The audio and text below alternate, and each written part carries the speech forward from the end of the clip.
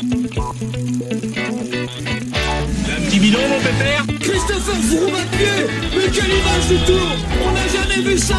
Aïe, aïe, aïe, attention, Philippe, vous ne pas rafler. Allez, mon grand. T'es grand aujourd'hui. T'es grand. Chapeau. Bonjour à toutes et à tous et bienvenue dans Chasse Patate, le podcast qui décrypte l'actualité cycliste. Alors vous le savez, la France est en confinement au moins jusqu'au 15 avril et cela a des répercussions évidemment sur le monde du cyclisme. Et pour parler de cela, on accueille aujourd'hui un invité, Axel Daumont, coureur d'AG2R La Mondiale. Bienvenue Axel, on est ravis de t'accueillir dans Chasse Patate. Oui, merci, je suis ravi d'être là, merci de l'invitation. Pour discuter avec toi, je ne suis pas seul, je suis accompagné de nos deux spécialistes du groupe Eto, Bertrand et Brice. Salut les gars. Salut. Bonjour à tous et bonjour Axel. Alors on est bien d'accord les gars, vous êtes chez vous, on ne sort pas de chez soi. On est confortablement installés comme depuis 15 jours, comme tout le monde effectivement. Ouais. Ouais, c'est ça, entre la cuisine et le canapé. Et bien voilà, vous savez tout. On est prêt au départ, attention à l'attaque, chasse patate, c'est parti.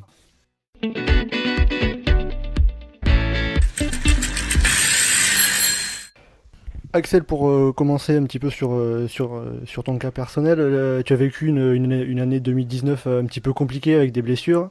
Cette année, ça a recommencé de la même manière, malheureusement avec une fracture de la hanche à la Race Torquay fin janvier. Où est-ce que tu en es maintenant par rapport à ta rééducation?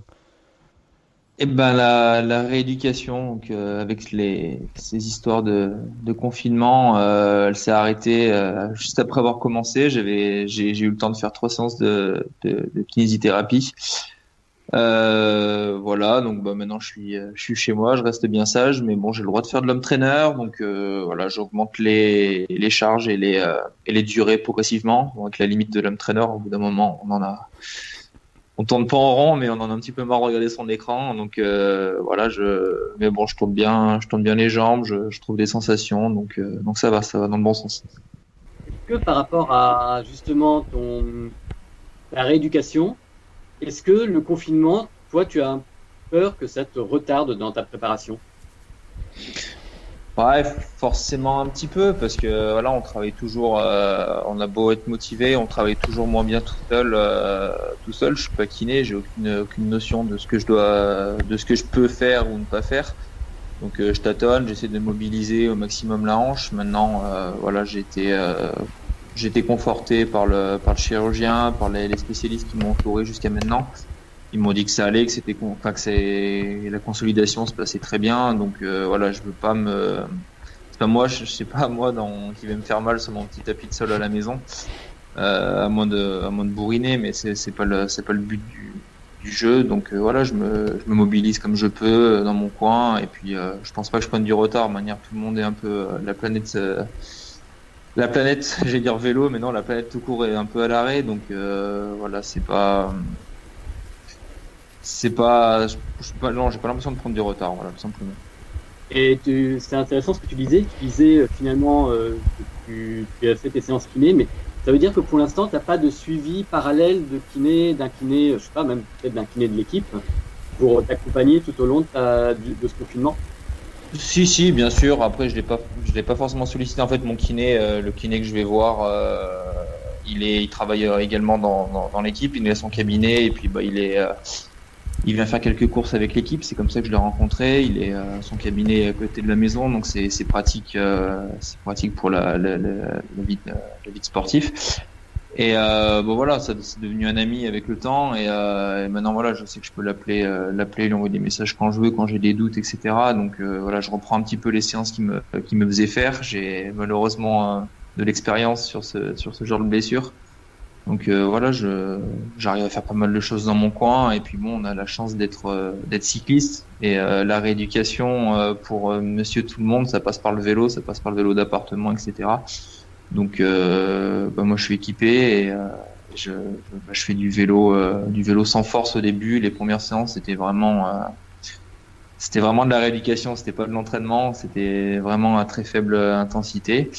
Et puis voilà, après c'est des mobilisations un petit peu sur tapis de sol, les étirements qui me font du bien, et voilà, je me limite à ça. D'accord.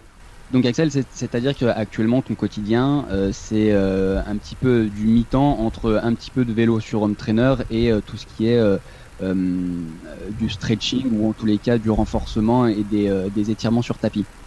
Voilà, exactement. Ça se limite à ça, encore que le renforcement, je l'ai même pas vraiment commencé.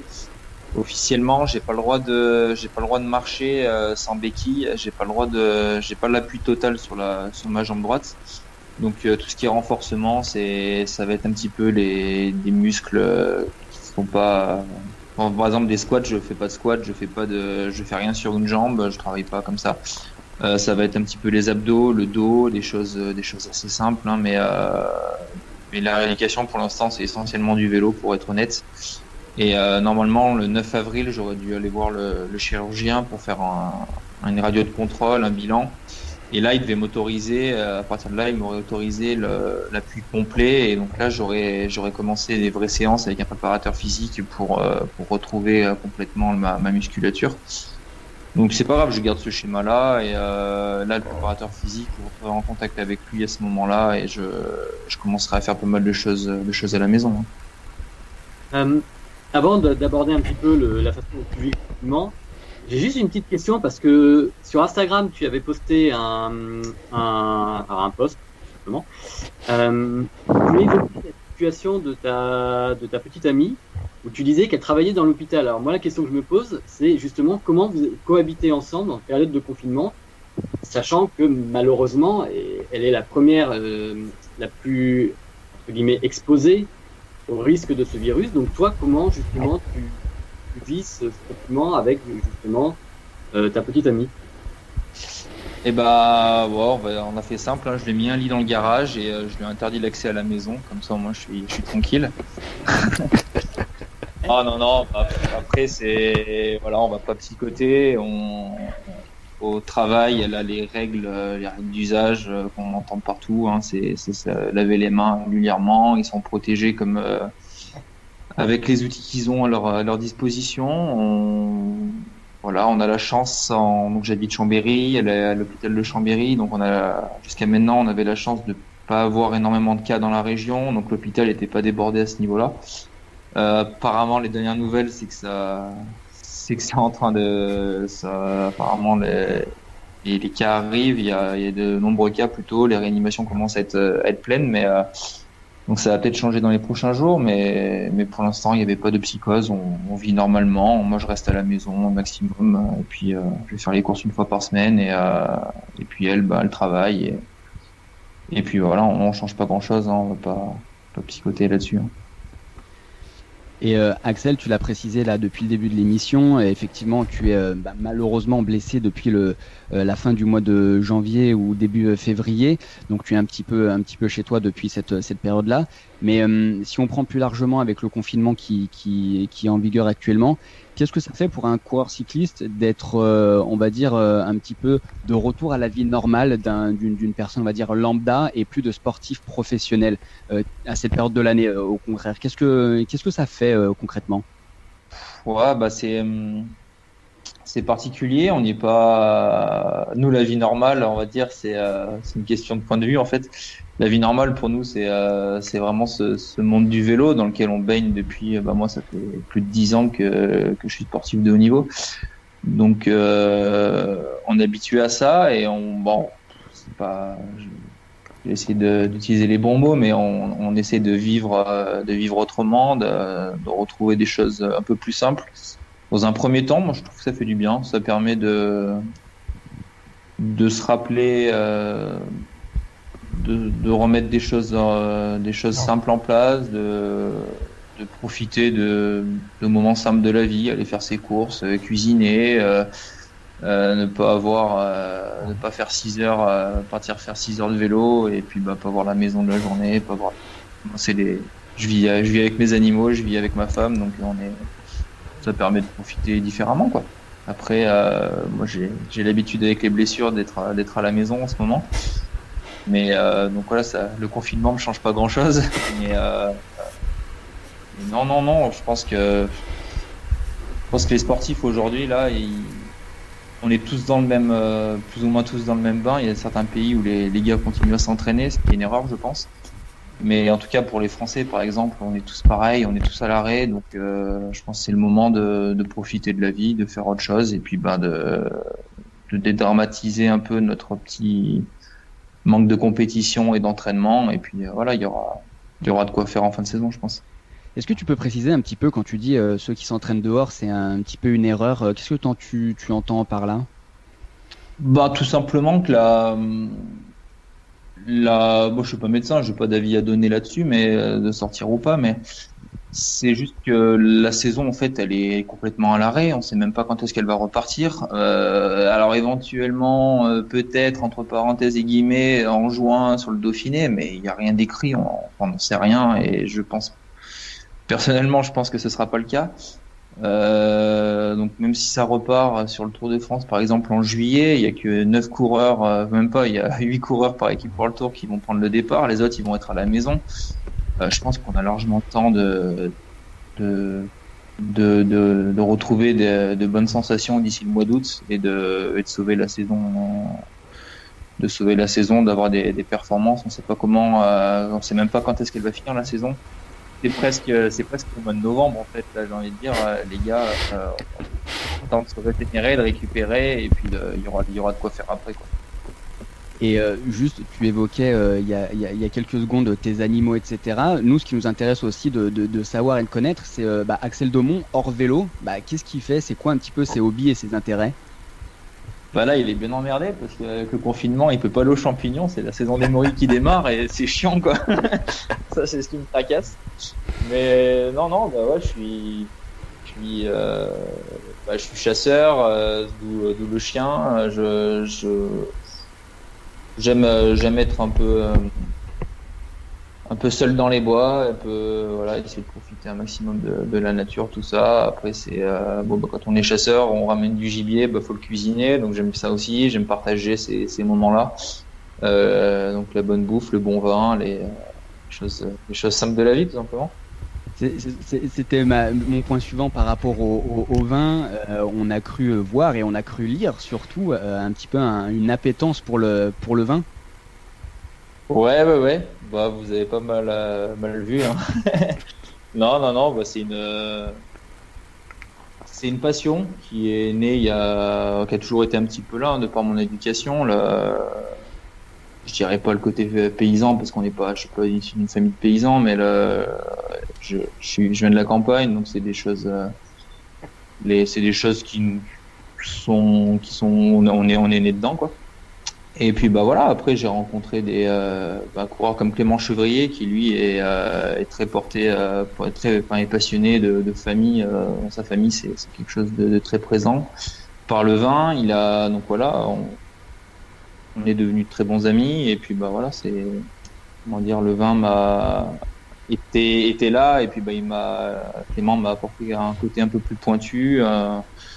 Au niveau de la dégustation, au niveau de la découverte, de l'ouverture d'esprit, il m'a apporté beaucoup. Et puis voilà, c'est des bons moments qu'on passe ensemble, hein, avec modération, bien sûr. On reste des sportifs de haut niveau quand même. On n'est pas pas gueuletons sur gueuletons. Mais voilà, c'est des bons moments. Ça permet de décompresser, de penser à autre chose. Petite question, comment ça se passe actuellement au niveau du suivi antidopage? Parce que Romain Bardet disait qu'il n'y avait plus de suivi longitudinal, il n'y a plus de contrôle antidopage actuellement. Toi, est-ce que tu es dans la même situation? Ah, clairement, ouais. Bon, on a reçu des mails de la fédération. Normalement, on doit faire 4 prises de sang à l'année pour le suivi longitudinal. Donc voilà, je tiens à préciser que c'est pas de l'antidopage, c'est vraiment de la santé, du suivi biologique en fait. Donc ça, c'est à l'arrêt. Forcément, on va pas aller faire la queue dans les laboratoires aujourd'hui pour voir si nos taux différents sont bien. Après, pour le suivi antidopage, je pense que les contrôleurs ADAMS, ils sont confinés comme nous et ils vont pas venir sonner à la porte. Ouais, c'est une question que je me suis posée. Je pense que c'est un peu une période un petit peu bizarre avec ça aussi. Maintenant, il n'y a pas de course à venir. Tout le monde s'entraîne sur son home trainer dans le garage, donc voilà, je pense pas que les tricheurs ont grand intérêt à le faire en ce moment. Mais bon. C'est problématique quand même. c'est une période particulière, hein, comme tu le dis. Comment est-ce que vous échangez au sein de l'équipe AG2R entre les coureurs, aussi avec la direction, pour un petit peu savoir quoi faire, comment vous entraîner un petit peu Bah, on a la chance, c'est qu'on a un staff qui est désormais bien complet. On a pas mal d'entraîneurs, on a la préparation physique, on a les médecins.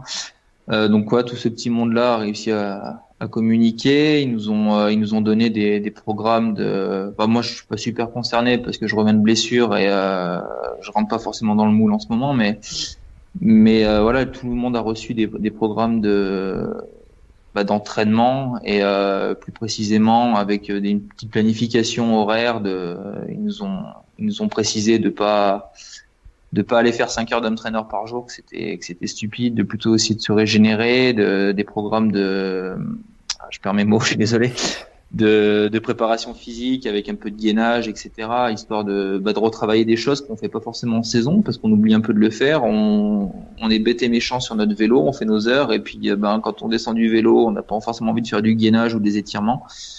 Donc là, ça permet aussi de refaire ces bases-là, de les travailler comme il faut et puis voilà, de faire autre chose. Ça fait un peu une pause dans la saison, comme si la saison était coupée en deux en quelque sorte là, avec ce confinement forcé. Je pense qu'il faut le voir comme ça, ouais. Il n'y aura pas le choix. On peut pas rouler 2 mois, 2 mois et demi à maintenir un niveau de forme sur home trainer. Voilà, c'est pas ça va pour une semaine, 10 jours, 15 jours, mais au bout d'un moment, même si physiquement ça peut tenir, mentalement, c'est juste bon à devenir fou, quoi. Donc et puis avoir cramé, arriver complètement usé mentalement quand les courses elles vont reprendre. Donc ouais, pour moi, ce serait une erreur de vouloir maintenir un niveau physique en ce moment. Voilà, les coureurs qui ont fini Paris-Nice, par exemple, et ils vont pas pouvoir maintenir leur niveau jusqu'à la reprise de la saison. Donc, je pense que aborder les choses en coupant et en repartant sur de bonnes bases, c'est le côté intelligent. Ce serait intelligent.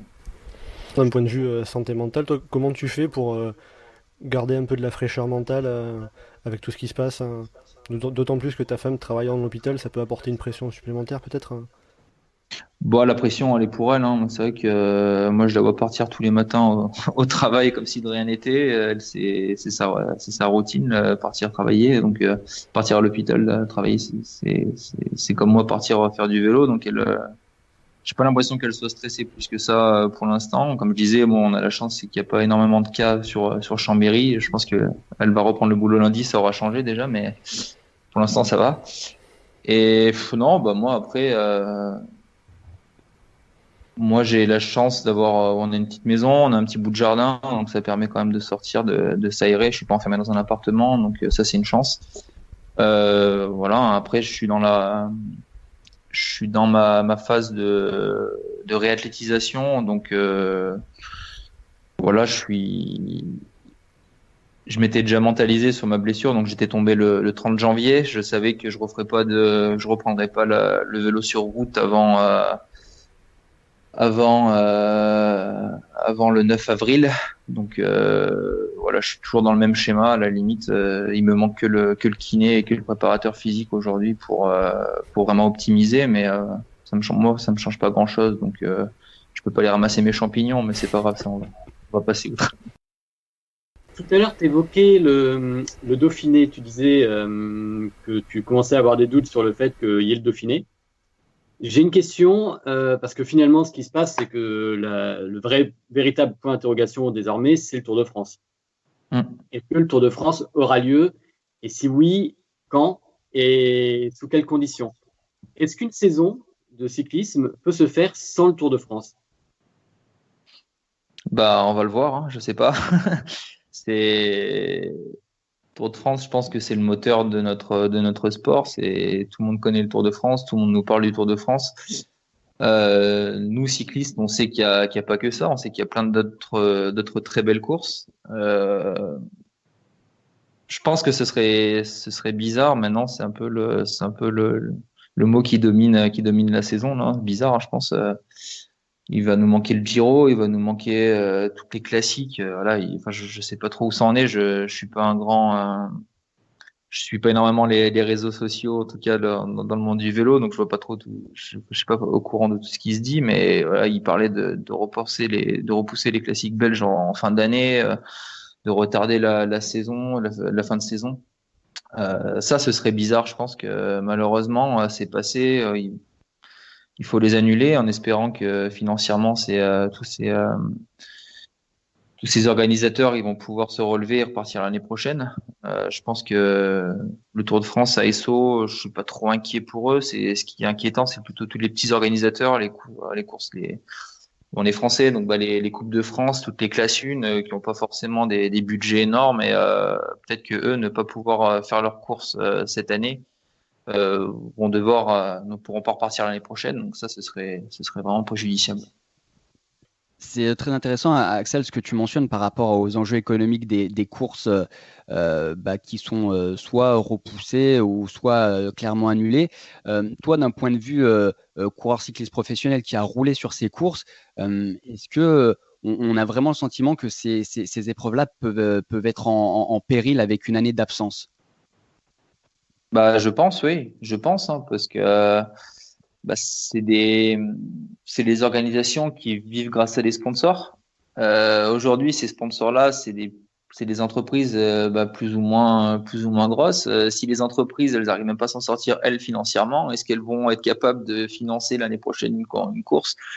Leur budget sponsoring, je pense qu'il va baisser forcément. Donc non, je pense que ça peut être économiquement, c'est peut-être sur plusieurs années qu'on va le ressentir. Ça, c'est assez triste. Ouais. Et je reprends par rapport au Tour de France rapidement, vu que c'est aussi l'un des gros sujets de la semaine, c'est la proposition de la ministre des Sports, Roxana Maracineanu, la ministre des Sports, qui a évoqué la possibilité de courir le Tour de France à huis clos, tout simplement, ne serait-ce simplement pour ne pas remettre en cause certains enjeux économiques. Est-ce que, toi, en tant que sportif, c'est quelque chose que tu peux entendre? Courir, faire une course sans spectateurs? Le problème, c'est que comment interdire aux gens de descendre de chez eux? On traverse des villes, on traverse des villages. J'ai du mal à imaginer qu'ils arrivent à interdire aux gens d'aller s'amasser au bord des routes. Ça veut dire un Tour de France à huis clos, ça veut dire pas de caravane, j'imagine, j'en sais rien, mais comment ils voient eux les choses. Moi, je me mets à la place d'un sponsor. Faire un Tour de France à huis clos, il y a la télé, c'est bien, mais la caravane, on la voit jamais à la télé. Donc, est-ce que ces gens-là, ils vont être intéressés? Je trouve ça assez bizarre. Je sais pas. Après. Je suis qu'un petit coureur dans une équipe. J'ai pas vraiment d'avis, mais je pense que ça serait assez bizarre quand même s'ils y arrivent, ce serait très bizarre de pas avoir de public au bord des routes. Axel, j'aimerais qu'on rebondisse un petit peu sur ce que tu as évoqué tout à l'heure. À date, les infos qu'on a, ce serait pas de course avant début juin apparemment. Tu parlais d'une course de reprise, notamment pourquoi pas au Dauphiné Libéré qui est à la fin, au milieu du mois de juin. Dans le cas si on se met dans la situation, il y a le confinement qui est terminé, ça veut dire que fort heureusement la santé au niveau France, Europe et mondial tout va un petit peu mieux, tout rentre un petit peu dans l'ordre. Un coureur cycliste, par exemple, s'il va se présenter ensuite sur le Tour de France, il faut tout de suite qu'il aille sur ces courses-là, type Dauphiné, pour rouler et choper un petit peu de caisse et de volume, ou au contraire, il faut, avant d'aller sur ces courses-là, emmagasiner un minimum d'entraînement en extérieur pour être à minima performant. Clairement. Là, quand on va sur une course comme le Dauphiné, c'est des courses majeures. On peut pas se dire, je vais m'entraîner au Dauphiné, quoi. C'est des courses tellement importantes qui, pour nous athlètes, pour nos équipes, que peut pas se permettre d'être à 60%, 70% de nos capacités. Il faut un maximum d'entraînement pour être performant là-bas. Après, il y a la question aussi, c'est confinement. Pour nous Français, il sera peut-être fermé, arrêté à ce moment-là, mais on voit les États-Unis, ils sont à peine confinés aujourd'hui. D'ici le mois de juin, ils en sont où? Il y a l'équité entre les athlètes. On est un sport mondial. comment justifier que tel ou tel pays se sont entraînés, dans tel ou tel autre endroit, pas du tout. Enfin, je sais pas, c'est assez bizarre. Moi, j'ai du mal à imaginer que on voit en Chine, ça fait 2 mois et demi, je crois, maintenant. Ils sont toujours pas vraiment sortis du confinement. Euh, Bon, il n'y a pas énormément d'athlètes chinois au départ du prochain Dauphiné, j'imagine, mais bon, les Américains, ils ont 2 mois et demi de retard sur la Chine. Ça va être compliqué pour le mois de juin, je pense. Ouais, c'est vrai que c'est super intéressant ce que tu mentionnes avec la mondialisation du cyclisme. On a des nationalités multiples dans les équipes. Et effectivement, une fois que si on peut de nouveau courir en France, en Italie ou en Espagne très prochainement, certains pays où des coureurs seraient encore confinés ne pourraient pas accéder à ces courses et du coup aller rouler, effectivement. Est-ce que selon toi, il faudrait instaurer une petite période sans course, sans aucune course, aussi bien les grandes que les petites, pour pouvoir laisser le temps aux coureurs de récupérer un peu de la forme avant d'organiser les premières courses pour pas attaquer directement après le confinement? Ça pourrait être judicieux. Maintenant, ça voudrait dire taper encore sur les organisateurs qui auraient pu organiser leurs courses. Donc, ouais, il y a quand même c'est des choix qui sont pas évidents. Enfin, j'aimerais pas avoir à les faire quand même, hein. On a tous un peu notre avis, mais maintenant prendre la décision, c'est pas simple, quoi. D'un côté, on a les coureurs. Dans un mois, je pense qu'on va tous avoir les dents qui raclent le parquet. Nos patrons d'équipe, c'est pareil. Nos directeurs sportifs, ils ont envie de nous voir courir, hein. On n'est pas là pour rester à la maison. Et les organisateurs, c'est pareil. Maintenant, si c'est aller courir pour être en demi-teinte, est-ce que c'est vraiment intéressant d'un point de vue sportif? Mais si ça peut permettre de sauver des organisations, c'est bien aussi. Enfin, il y a un équilibre bizarre à trouver quand même, je pense. Et justement, même d'un point de vue financier au niveau de l'équipe, est-ce que tu as des infos sur la façon dont l'équipe peut s'en sortir pour le futur? Est-ce que ça fait comment dire, des rentrées, des équivalents publicitaires en moins avec tous ces mois, toutes ces semaines sans course? Ça fait peut-être de l'investissement manqué pour les sponsors, ça peut aussi peut-être avoir un impact. Non, je pense que ça va être simple pour personne, hein. Enfin, l'après confinement va être compliqué à tous les niveaux, que ce soit dans le monde du sport et dans la vie dans la vie normale. Les entreprises vont perdre de l'argent quoi qu'il arrive, que ce soit au niveau de leur investissement financier dans le sport comme dans leur travail naturel, hein. Les menuisiers, ils travaillent pas, donc le menuisier qui investissait dans un petit club aujourd'hui, c'est pareil, quoi. L'année prochaine, il aura peut-être pas les moyens de mettre ses 500 euros dans le club. Donc c'est pareil, hein. Donc je sais pas, j'espère qu'il y a un maximum d'équipes qui vont arriver à repartir l'année prochaine. Ouais. C'est peut-être pas ça, c'est pas sûr. Et l'un des impacts que ça pourrait avoir, c'est notamment sur la situation contractuelle des coureurs, parce qu'on est sur des contrats plutôt courts, donc vous êtes beaucoup de coureurs, me semble, tu m'arrêtes si je dis une bêtise, mais il me semble que c'est ton cas également. Beaucoup de coureurs en fin de contrat à la fin de la saison. Est-ce que justement, par exemple, si on prend ton cas, est-ce que c'est quelque chose, tu as échangé avec l'équipe sur ce sujet? Pas vraiment, non, pas encore. J'y pense, pas tous les jours, mais presque. C'est sûr que oui, je suis en fin de contrat. Il y a déjà eu cette blessure je comptais vraiment sur le début de saison. J'avais le Giro en objectif. On va pas se mentir, hein. Le Giro en objectif, ça permettait aussi d'essayer de faire un bon début de saison, de montrer à mon employeur que j'étais performant. On sait que les contrats ils se négocient plus ou moins au mois de juin. En juillet, c'est signé et officialisé. Donc là, ça va tout décaler. Est-ce que les coureurs en fin de contrat n'ont pas vraiment l'occasion de montrer qu'ils sont performants? Et puis à l'inverse, pareil, hein, pour un coureur qui est amateur aujourd'hui, qui comptait vraiment sur cette saison-là pour passer chez les pros. bah, il a aucun moyen de s'exprimer, il a aucun moyen de montrer qu'il est plus performant que Daumont et qu'il peut lui prendre sa place. Donc ouais, ça va être assez bizarre, hein. Je sais pas comment ça va se passer, comment les managers vont voir les choses, hein. Je pense que chacun va faire sa popote. Ça va être un peu compliqué, ouais. Et je reprends un petit peu ton cas personnel par rapport à ta blessure. Je relisais tout à l'heure une interview du Dauphiné Libéré que tu avais donnée en août, où on t'avait posé la question, si déjà à l'époque, si tu avais envisagé éventuellement de terminer ta carrière à la suite des successions de blessures. Manque de bol, la saison recommence, tu rechutes, fracture de la hanche. Comment justement tu arrives à te remobiliser après tant de difficultés, on va dire physiques, parce que c'est quand même ce qui t'arrive, pas une malédiction, mais ça ressemble à ça, quoi. Ouais, je sais pas, ouais. Ouais, bah, je passe plus de temps à l'hôpital que sur mon vélo, j'ai l'impression en ce moment. Mais bah, l'année dernière, ouais, clairement, j'ai vraiment ramassé. J'ai passé une longue période hospitalisé, alité, fauteuil roulant, tout le bastingue. Bah, on relativise déjà parce qu'en fait j'étais en centre de rééducation et bah, j'ai côtoyé des gens qui étaient dans des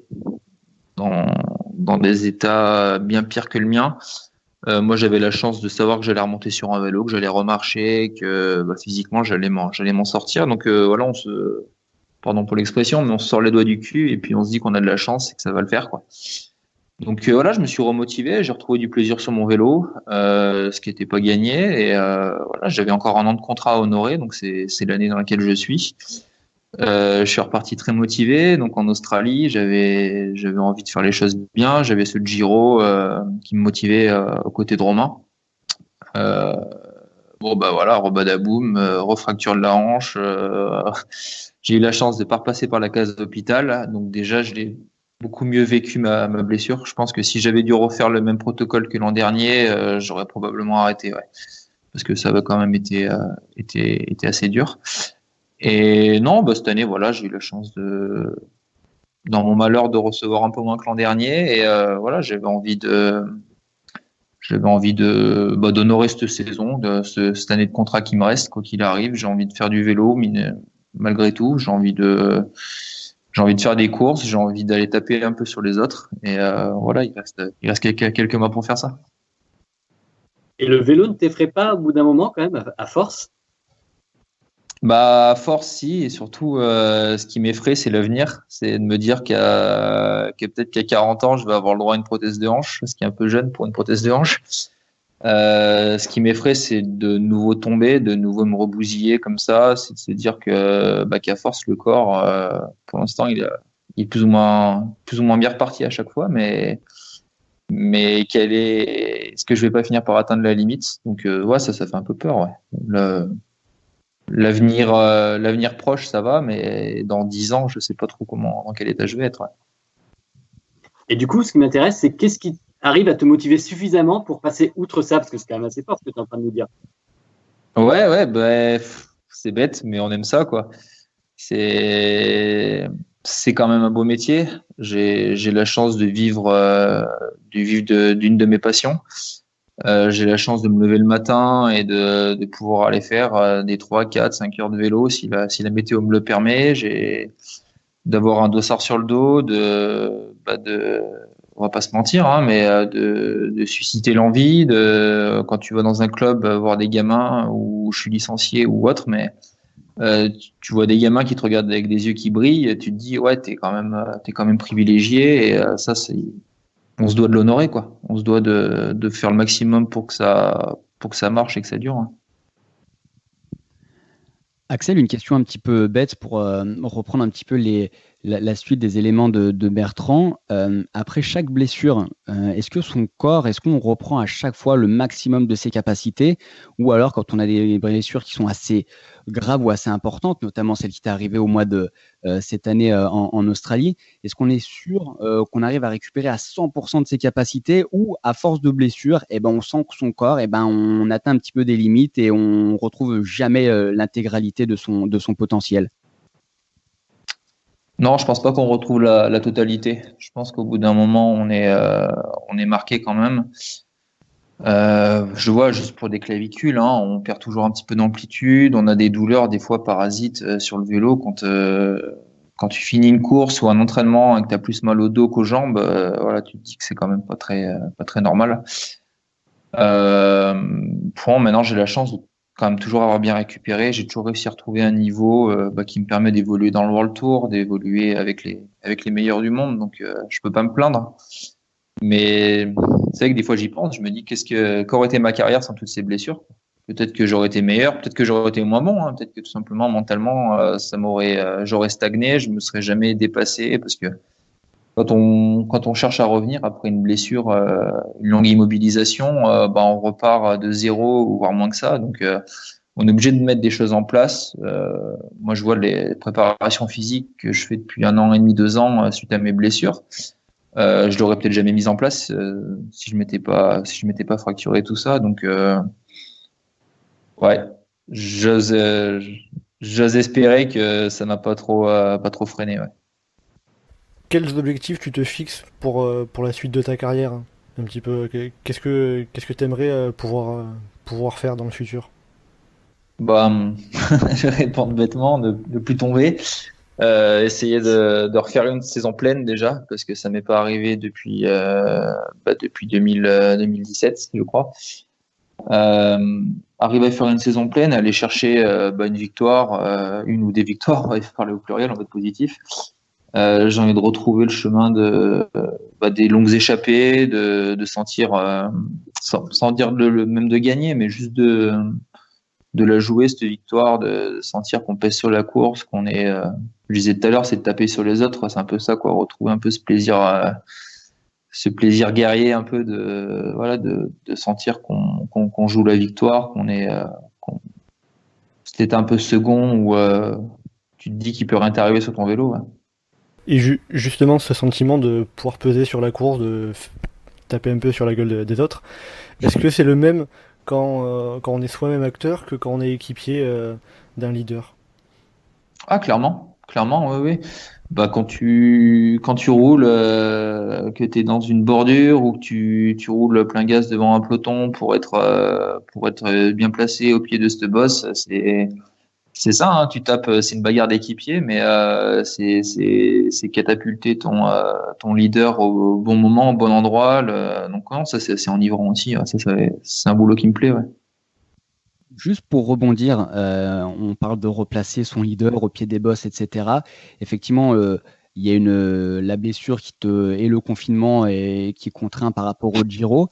Ça reste quand même ça aurait été, ça le sera certainement prochainement, mais des belles aventures humaines également. C'est-à-dire de se dire que le gros objectif de la saison, c'est d'aller sur le Giro avec Romain Bardet pour essayer d'aller de viser le podium, voire même la victoire. Ça reste aussi des événements et des moments qui sont humainement très très forts. Ah, c'est clair. C'est pour ça que je suis reparti sur le vélo l'année dernière. C'est pour essayer de revivre ça. Hein. Moi, j'ai un de mes derniers gros souvenirs un de mes meilleurs souvenirs de vélo, tout simplement. C'est de voir Romain sur le podium du Tour l'année où j'ai réussi à le finir. Et voilà, tu te dis, voilà, j'ai participé à ça. Il y a eu tout un cheminement, toute une préparation, parce que voilà, c'est bête, mais on aime s'entraîner aussi.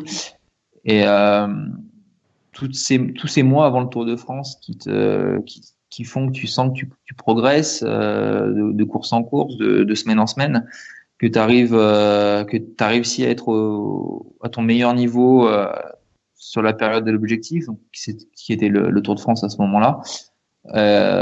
Et puis que ça marche tout simplement, ça c'est génial, quoi, c'est des super souvenirs. Donc là cette année c'était le Giro, la préparation passée par l'Australie, donc ça s'est arrêté là pour moi. Mais c'est des plans que j'ai envie de remettre en place. Peut-être rebelote pour l'année prochaine. Objectif 2021 peut-être pour entourer Romain Bardet pour retrouver le Giro. Ouais, bah Romain ou notre leader, le Giro ou pas, je sais pas. On va déjà essayer de bien finir la saison si elle repart et de retrouver un contrat avant de parler de 2021 parce que pour l'instant en 2021 je suis au chômage. Mais non, bah j'ai envie de faire du vélo et ouais, c'est clair que j'ai envie d'avoir des objectifs comme ça. Bah avec Romain c'est le top parce qu'on s'entend super bien, mais voilà, c'est retrouver le plaisir en course, ce serait top. Ouais. Axel, est-ce que c'est un petit peu particulier quand on a fait jusqu'à présent toute sa carrière dans la même équipe? Est-ce que c'est un petit peu flippant, c'est peut-être pas le terme, mais un petit peu particulier de se dire que voilà, fin 2020, c'est la fin de contrat. Est-ce que ça peut se poursuivre avec H2R, on l'espère? Est-ce qu'on peut tenter l'aventure ailleurs? Pourquoi pas également?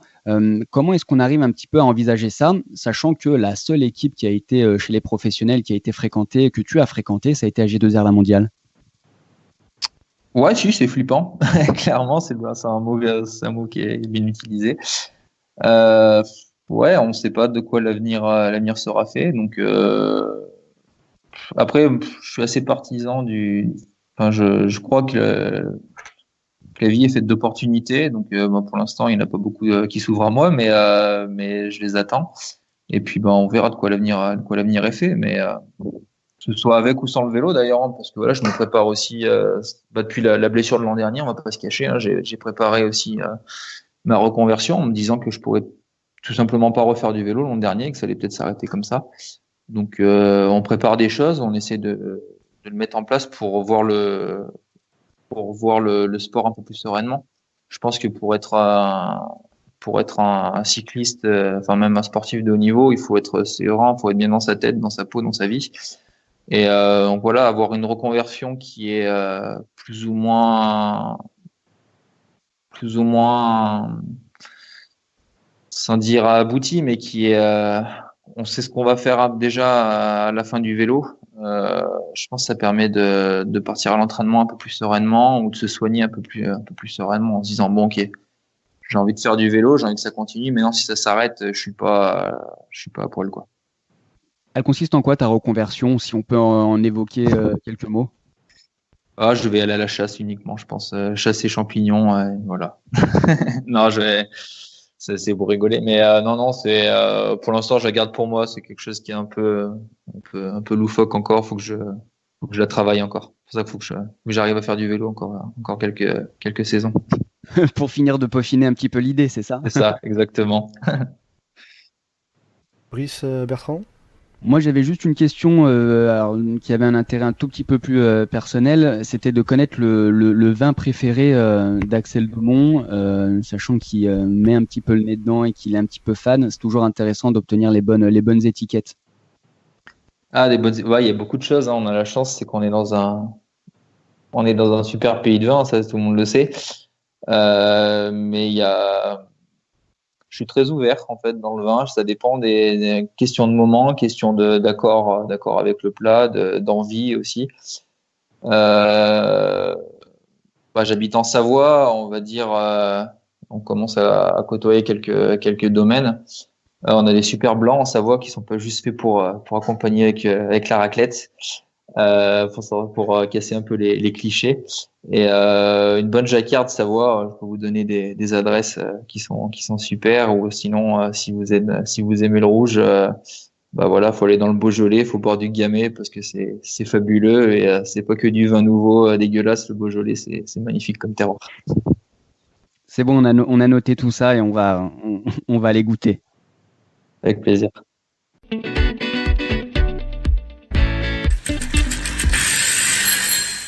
Merci beaucoup, Axel, d'avoir été avec nous aujourd'hui pour ce petit podcast. Donc on est revenu sur